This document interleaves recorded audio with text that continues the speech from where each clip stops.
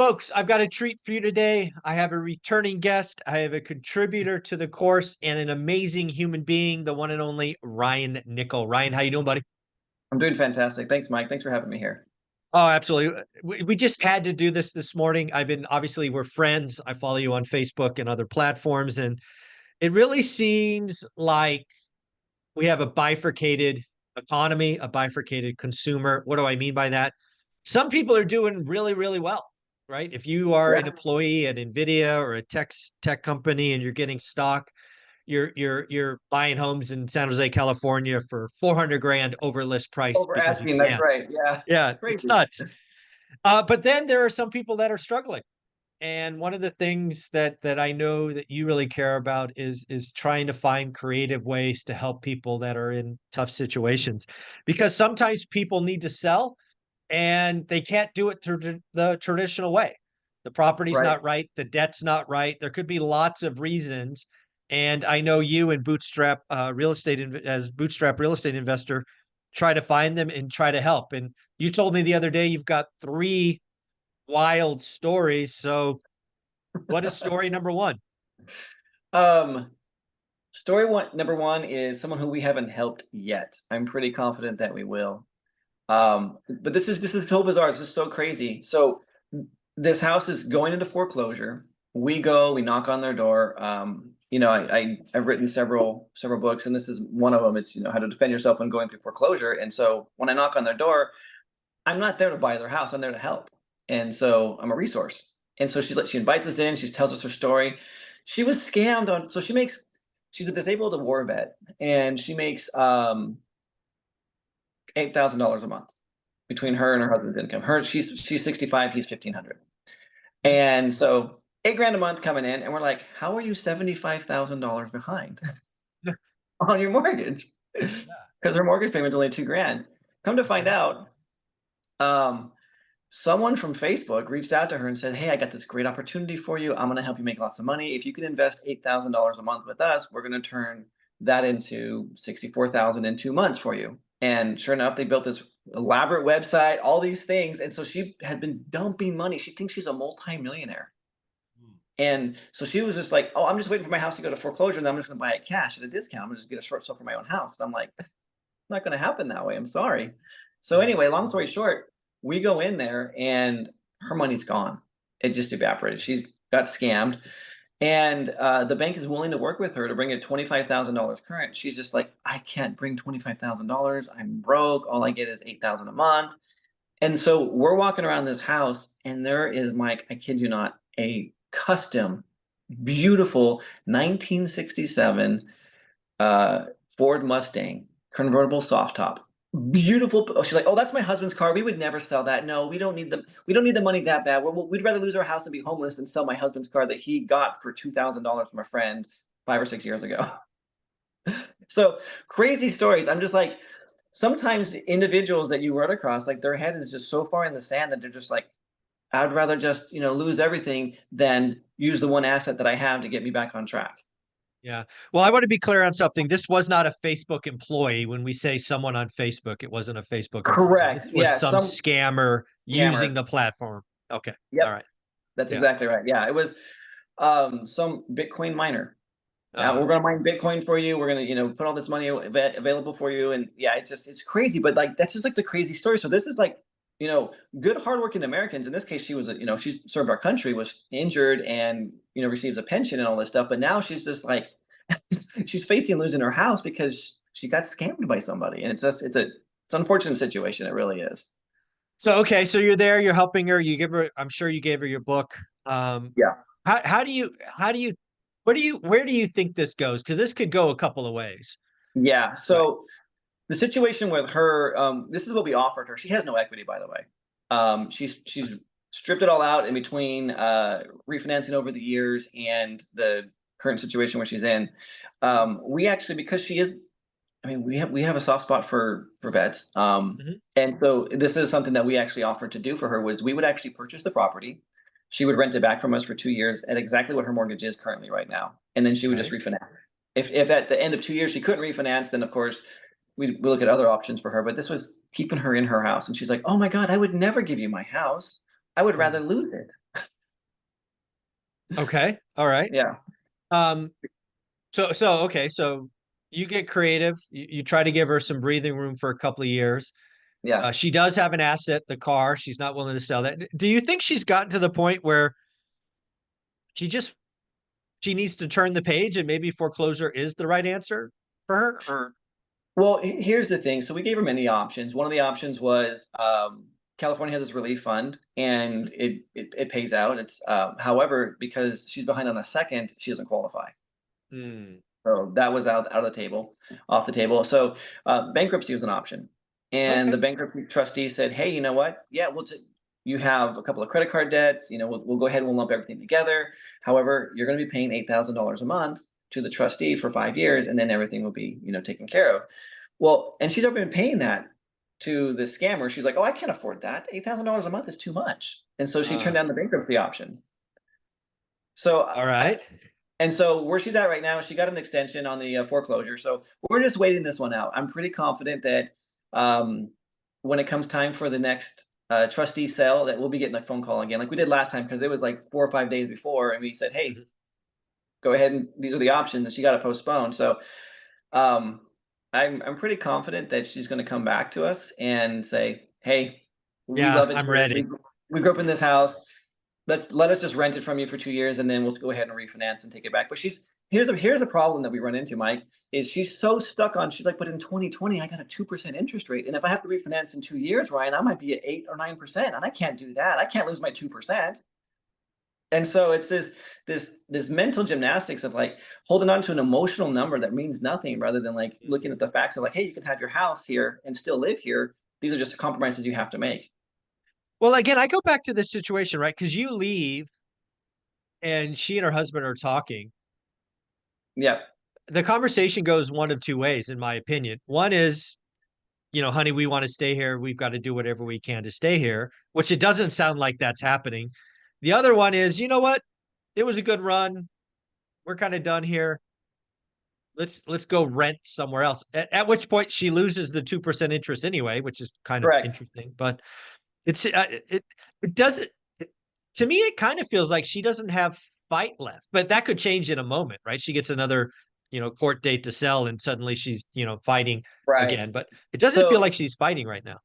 well, no, because she's beaten down. So here's really what Yeah. happens behind the scenes. So husband completely blames her, trashes her in front of us, and says that she's, um, for lack of a better term, she just mismanages her money. She's ignorant when it comes to finances.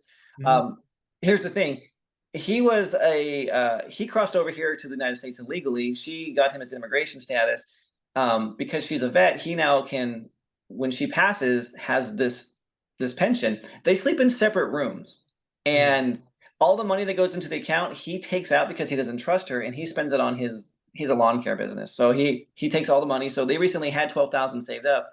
He needed new lawnmowers, so he went out and bought all brand new lawn No, of equipment. course. Yeah, of course. So the situation for her, unfortunately, is that he blames her for everything, and she's taking full responsibility. She's like, "I know it's my fault, and so I need to live with my consequences. This is what happened," and it's just like, okay. Yeah, that's a wild story. I mean, you and I have been doing this a long time. I saw similar stories in 2006, 7, 8. And yeah, people can take ownership. They get beaten down. They feel like the pain is deserved when they could release it. They can let it Mhm. go. Um, that's a horrible situation, starting with a scammer preying on, vets and all of that. Well, if Yeah, that's story number one, I'm that's not sure I want That's to the most hear. mild story that we have. I'm not sure I want to hear number two, but go ahead. All right, number two. Um, this is actually somebody that we helped. The other ones are good stories here. Okay, good. So, in California here, if you don't pay your taxes for 5 years, the government can come in and they can do a forced sale and they can take your house for delinquent taxes. Yep. So same situation. It's foreclosure. I walk up with my book. Um, Go and meet this gentleman. He inherited a property from his father. So Mhm. here's where it gets really, really, really, really crazy. So Okay. he he inherited a property from his dad, and he lived there for about 8 or 9 years, and then he just got into trouble with drugs, fell into the wrong crowd, goes to prison, Okay. comes back from prison. his house is destroyed, had been squatted in, just everything is just a mess. Hmm. So he's been out for 22 months now. He's cleaned his life up. He's met a woman. They're going to AA meetings. They're just doing everything they need to, and the taxes are behind. And so he he doesn't know what he's going to do. He's behind about 20 grand in taxes, and we go and knock on his door, and he's like, "No, I think I got this. The California Relief Fund is going to help me out here." So Okay. totally cool. I mean, I'd rather have that be the case so he can stay in the house and he moves forward. So come to find out, he applied a little bit too late for that, so he missed the cutoff date. Because I guess the way that that works is they have cycles where they pay, Mm. and he was on the wrong cycle, and tax auction was going to be the following week, and unfortunately, it doesn't going to Yeah. work. Okay. So he contacts us again. He's like, "Hey, man, I'm losing my house. I don't want to be homeless." He's like, "I'm struggling to live here. I'm struggling to do the right thing, to stay sober, put a roof over my my family's heads and all this stuff." And he's just like, "How can you help us out?" So we talked to him like, "Well, what do you want to do?" He's like, "Well, ultimately, I want to sell, but right now I can't. My back's against the wall. I need to just preserve this asset, but I want to sell and I can't." I'm like, "Well, how come you can't?" He's like, "Well, because the house is in a trust, but when I went to prison, people came and ransacked my house and I lost all my paperwork. I don't have the trust." And I'm like, "Well, that's not a problem. We can just, file an affidavit of lost trust and, go ahead and go that. Are there any siblings?" He's like, "Yeah, I have 8 siblings, but they were all disowned in the trust." And I'm like, okay. Were they really? Or is this going to be a Yeah. situation where you're going to have siblings all fighting for a share of the pie? Yeah. So, um, doing some detective work, some sleuthing, we find the attorney who did this. Here's the problem, though. This was done in 1997. That's when the trust was taken out. So we're Mm. talking, 27 years ago. Yeah. And so this trust was taken out in 27, or a long time ago, 1997. We end up finding the attorney who still has the records. Oh, good. All right. So we get the trust. However, this is where it becomes really, really complicated. We get the trust, and the trust, it actually disowns everybody. We're like, oh my Okay. god, the dad really did give it to this guy. So we go to buy the property. However, in order for him to receive the funds, it has to go into an account for the trust. Not a Okay. problem. We Yeah. go to the IRS and we're like, "I'm sorry, you cannot get an EIN number for anything over 25 years old." Oh, shit. So we're stuck. We're like, "Oh my god, this guy cannot sell his house or get the money for it." Wow. And so Okay. he's he's in a quandary here. We're like, "Well, we'll still buy it. We'll put the funds in escrow." They just can't cut you a check, or you just Yeah. can't cash it. So, um, and I'm walking around here, and here's kind of the sad thing. So this guy, he's been in and out of the system his whole life. He's tatted up from head to toe. I mean, they're all over his body. So we go to one of the banks and we roll in there, and he's there first. He's like, "I'm here for an appointment for a checking account." They're like, "No, you're not. We don't have you on our schedule." Yeah. And then I rolled in like 10 minutes late because I was running behind. I'm like, "I'm here for an account." We're like, "Oh, we don't have any today." I'm like, "Actually, I do, and it's with this gentleman." I'm like, "Oh my god, for reals?" Like, Yeah. so, but we're sitting down there and they can't help us. So the solution was this, is like, you know what? We're just going to open up a personal account for this gentleman. He's going Okay. to have a personal account, and we'll just wire the funds directly to him outside of escrow and just close it that way. And that's what we Hmm. ended up doing. So we wired the funds. So it was basically funds were paid out of escrow. We got an affidavit for that. And when we closed, it was still insured and everything. But yeah, that was our creative workaround to help this guy out and So his family. I want to make sure I understand what you had to do creatively. So again, basically what you did is you still went through the escrow and title process so you can get title insurance, but Correct. you issued an affidavit saying funds will be wired or whatever outside of escrow. Hmm. Um, I'm guessing you still had to wire some money to escrow to pay for the fees, a couple of grand or something. Cashier's check. Yeah, Yeah. cashier's Oh, check. cashier's Yeah. check. Okay. That makes sense to me. That's Yeah. that's creative. And again, clean title. Yeah. We got the house free and clear. And here's the thing. He had offers double what we offered him, but they couldn't close on it. And so when his back was getting against the wall, he's like, "Look, man, like if you can make this happen for me, this is what it is." And we weren't trying to take advantage of the situation. The No. house was trashed. I mean, Right. Yeah. it was 25 years of everything. squatters. Yeah, I can only imagine. Yeah. Yeah, I can only imagine. All right. Well, that's good. So he's happy. He got some liquidity for his asset. Yep. His father, who in 97 disowned everybody else, got the funds to the right kid. Yep. Um, and now you got an eyesore that you get to either sell to somebody else or you get to fix up. So even the neighborhood went. Yeah, neighborhood. Well, this is so. Here's the crazy thing too. We're talking to him. He's like, you guys. He's like, you're godsends. You're like my guardian angel. I want to help everyone else in this situation. Maybe you can help my neighbor. And this is the this is kind of sad. So same thing happened to the neighbor 2 years ago. A guy comes knocking on our door and he's like, hey, I'm going to give you. I'm just going to pay just the taxes because you're going to lose it anyway. So he pays the house for I think it was $22,000.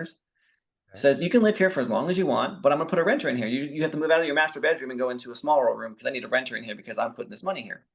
She Okay. agrees to it, so she gets no compensation for the house other than a room. She's having issues with the landlord. He's given her an eviction notice, and she's getting out of her house. And so my neighbor's like, maybe you can help her. So we're looking at this. We're like, where's the purchase and sales contract, and where is the compensation for her? Because this is almost like unconscionable to Hmm. basically take someone's Yeah. house. So anyway, that's the kind of stuff that happens in these tax sales or even in foreclosures when people's like, their backs are against the wall here. Yeah. There's a lot of slimy, dishonest sharks, charlatans. Lots of bad words I don't want to say. So the video still goes out. There are a lot of horrible people There out are. there. Yeah. Fortunately, this woman is she's 77 years old. We don't know what we could do. We're like, hey, you know what? If you can get this overruled or overturned, you may have an elder abuse case. I don't know. I'm not a lawyer. Here's someone you can Mm. talk to. She's in the process right now, and it looks like this might be overturned. Oh, there you go. And the reason for it was because she personally did not receive any compensation for the house. Yeah, there was, what do they call that? I don't know. Basically, yeah, you got to have some kind of just compensation or fair compensation or something Yeah. like that. And so it's, Yeah. it's considered an unconscionable act, is what it is. There you go. Unconscionable act. Ooh, I like it.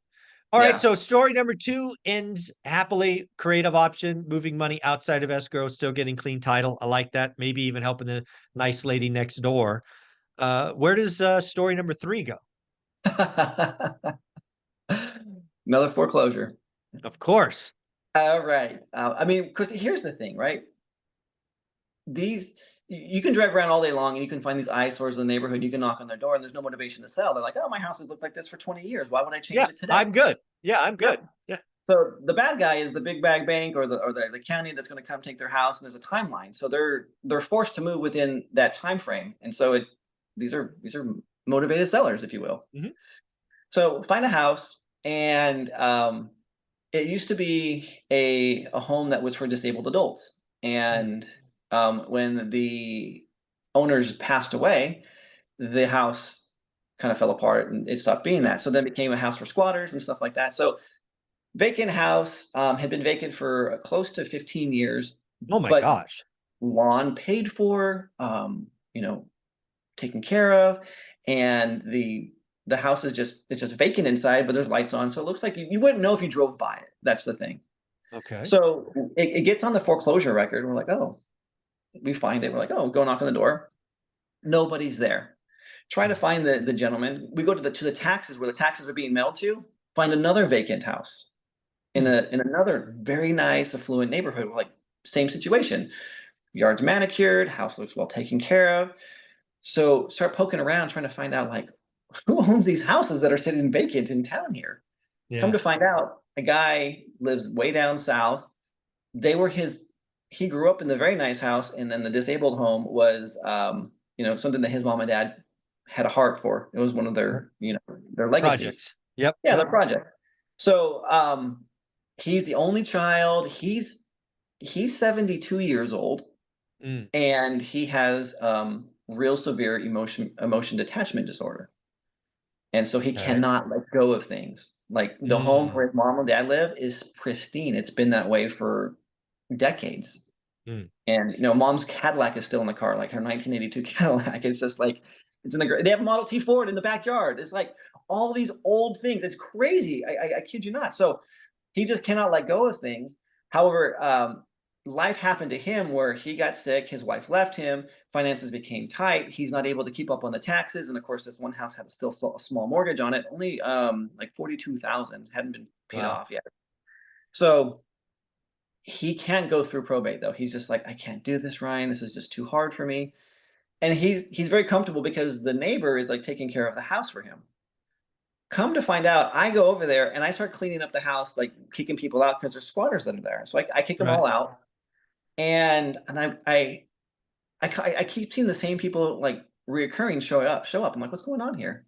And then the neighbor guy comes over and he's like, oh my God, I can't believe these people keep coming back into the house. So one night I get this itch, this hunger, like this desire to like just to go over there and just see who's there in the middle of the night. Crazy Mhm. idea. I wouldn't recommend it to anybody, Yeah, don't do that. Don't do that. but I do anyway. I'm like, I'm just gonna go over there and see who's in this house late at night because I'm kicking them out early in the morning. So I'm like, let's just go at midnight and see who's there. So I go over, and I had just kicked out a woman earlier in the day around 4 p.m. And when I kick them out, they disappear, and I can't find out where they're going. I'm trying to like Mm, walk down the street and see like where these people are going, but as soon as they walk out the door, they're gone. They like just mm, vanish. And I'm like, these people are like ghosts. mm. So I go over there. House is vacant. I'm like, oh, to my surprise. As I'm walking, by the way, this is a 2,600 square foot home. It's 5 bedrooms, 3 baths. As I'm walking back down the hall, I hear the toilet flush. And I'm like, oh my God, someone's actually in here. Yeah. So I quickly book it down the hall because I don't know who it is. And Right, my yeah. heart's pounding, and the door opens, and I turn around, and this dog walks out with this woman who has this Cruella de Vil wig on, and she has these fishnet stockings. And I'm just like, oh my, it's like a Halloween costume. Wow. All And I right. ask her, I'm like, hey, what are you doing in this house here? And she tells me, she's like, oh, the next door neighbor let me come in and I use the bathroom when I live here. Or I'm like, when I visit him, I'm like, why don't you use his bathroom? Come to find out, she's like, don't you know the neighbor next door lives behind the house in his mom's shed? He doesn't have a bathroom. And he's been letting all of us come over here and use the restroom and sleep whenever we want to. So this guy who's quote unquote taking care of the house for the guy down south, unbeknownst to him, is really the guy that's causing all the problems with the squatters. Right, of course. And so Yeah. when this dawned on me, I brought this to his attention. He's just like, "Oh my God!" He's like, "I can't believe this. The guy I was just trusting to do all of these things for me is screwing me over." And so our solution for this though is like, look, you know what? We get it. There's a lot going on here. We first offered him a loan. We're like, look, we'll just give you a loan to get back on your feet to where you need to go. And if you can't pay us back, then of course, you end up losing the house. We really don't want that. Or we would just do this. Let us buy the entire estate from you, both properties. We will rehab the one that's already vacant. You can take your time up to 6 months to come up and sort through mom and dad's stuff, have an estate sale, do whatever you want with it. But we will, in the process, go through probate because we're talking about almost 1.5 million in property value. Hmm. He agreed to 625,000 Okay. for the entire lump sum, and yeah. So right now we're in the middle of probate, and so we finally secured the property. He boarded up everything, got the neighbor out, and we go to That's court crazy. on the 11th, next Monday. And And when did so probate was what when did mom and dad pass? Do you know what year? yeah, mom passed first. She passed in 89. Dad passed in 92. Oh, so again, part of probate, you're gonna have to have an appraiser come in and value the properties at, Back then, yeah, 90, whatever that was. Okay. yeah, 92. So the probate value is relatively low Of for us. It's course. still it's still going to cost us, quite a bit because you're talking about, Yeah. two properties. Well, yeah, well, he's also gonna have a tax consequence. Yep. Yeah, because again, right, the tax value will be set at 100. He's selling at 600. There's a capital gain there. Well, no, actually, what happened? So great point. So we actually bought the estate and we bought his beneficial rights in the estate. So we're probating it Oh, ourselves. So we cover okay, all of okay. the taxes. Yep. Oh, you got that. Okay, okay, okay, okay. Yeah, he walked. That's straight. However, he wants to report those taxes. Those gains are on That's him. on him. That's on him. Yep. Yeah. Yeah, I we got it. bought beneficial interest. All right. So you're going to pay the taxes. Mhm. I like it. That's very Yeah, creative. So we I pay the guess taxes so. when we sell. Yeah. So that's amazing. So I guess a couple of questions jump out at me. I know you've been doing creative financing. I know you wrote a book on helping foreclosure, preventing foreclosure, all of that stuff. Um, I am curious. Foreclosures happen all the time. Life events happen, as we've just seen in these three examples. They do, myself It just, included. I've yeah, been of there. course. You've been there, right? I am curious. There's a lot of talk about foreclosures going back to kind of the '08 to 2012 insanity. I don't see it, but you I do don't this for a either. living? Okay. We are at the auctions. They happen weekly. We're at the Right. auction. I can't tell you how many postponements we see. That it's crazy. Granted, we're picking a lot of these off before they actually go to auction, but when we actually Sure. get there, they're always postponed by the Yeah. beneficiary. Yeah. And for example, when we started February, these are just numbers in my local two counties, so Sutter and Yuba County. When we started February, we had 15 that were on the docket. We ended up buying 3 of them. The other 12, only 2 went actual to Mm, sell. The other ones were all postponed. yeah. And just so people realize 15, what was it probably like in 2012? Was it what happened on a weekly basis? Yeah, so, they were going daily at that point. Yeah. Right. Yeah. It Yeah. was it was But it was insane. it was Actually, it hundreds. oh, yeah. There It was was hundreds. we definitely were in the hundreds. Right now, we're barely in the teens, Mhm. and, and even then, those are getting postponed. Yeah. And that's something I see the big difference on. This is my opinion, my experience. In the Great Recession, the bank said explicitly, we can't help you until you're 90 days late. So Yes. everybody went 90 days late. Today, you go on the bank's website, click a couple of forms, and you're in forbearance for 6 months. Yep. I mean, it's vastly different. And these crash bros don't understand just how different the banks are treating foreclosure. Oh, yeah, it's ridiculous. So here's the crazy thing too. We are getting so when we're talking to these homeowners, some of them are like, I got a packet. They're not even qualifying for a loan mod. They're sending loan mods out. Just sign here. Just sign here and we'll remodify everything Yeah. for you. Yeah. Put it on a silent second. Yep. I mean, it's this is obviously bank lending owner occ stuff. This is not non-QM, DSCR, none of those loans. But yeah, Correct. bank lending, the banks don't want to take mom and dad's house. Unlike the last time where they basically said it 90 days late and maybe we can help you. Right. And it was wild. We just purchased another one in January, and they bought the house in COVID, and they made one payment. One And payment in one payment 2020. in 2020, and they wrote it out all the way, and they kept getting mod after mod after mod, forgiving, just things were forgiven. And so finally, when the bank finally had enough, like, okay, it's not, we can't do Yeah. this anymore. Right. They had a first, they had a second, and they had a third Oh my on, goodness. which were all they were just the Mods. modification. Yeah, Yeah, and it had eaten up all of their equity. of Fortunately, course. they had a very low interest rate, so we turned it into a rental. Like, this is a great Yeah. rental. There you go.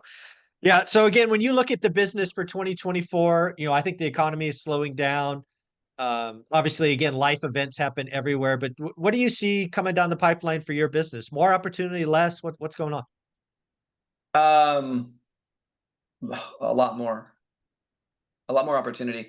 So with the foreclosures that are happening, because yeah, life does happen to people. I believe that